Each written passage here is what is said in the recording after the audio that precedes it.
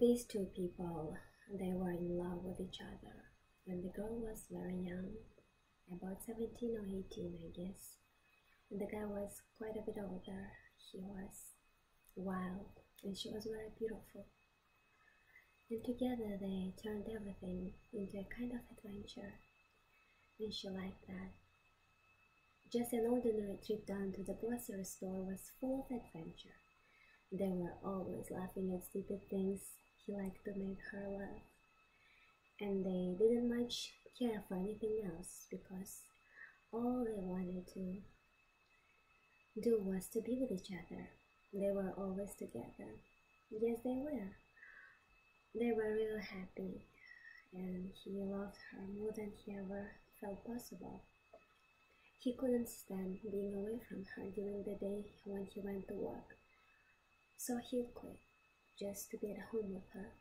Then he'd get another job when the money ran out, and then he'd quit again. But pretty soon, she started to worry.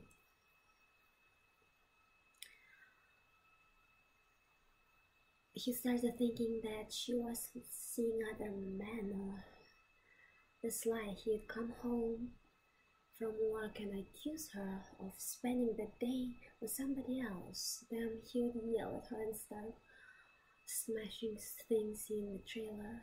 Yes, they were living in trailer. Anyway, he started to drink real bad, and he'd stay out late to test her, to see if she get jealous. He wanted her to get jealous, but she didn't.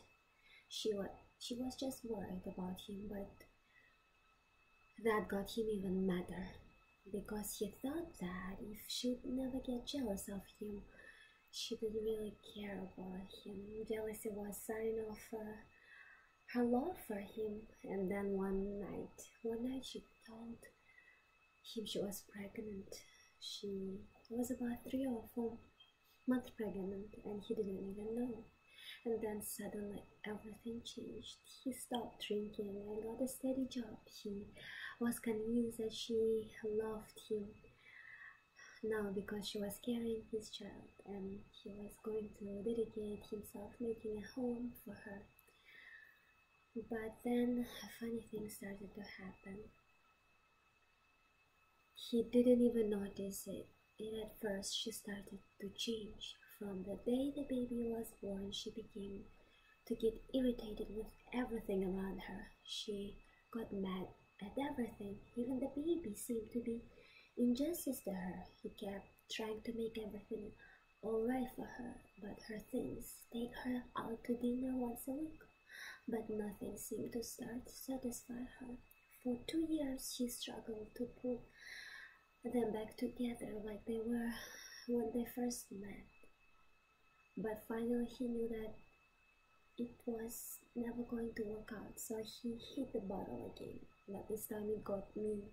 This time when he came home late at night drunk, she wasn't worried about him or jealous. She was just enraged. She accused him of holding her captive by making her have a baby. She told him that she dreamed about escaping, that was all she dreamed about, escape.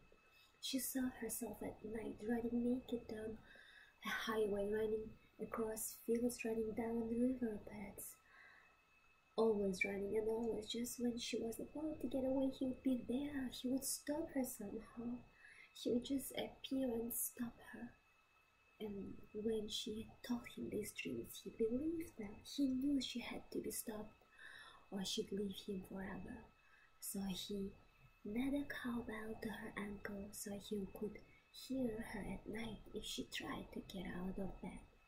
But she learned how to muffle the bell by stuffing a sock into it and inching her way out of the bed and into the night.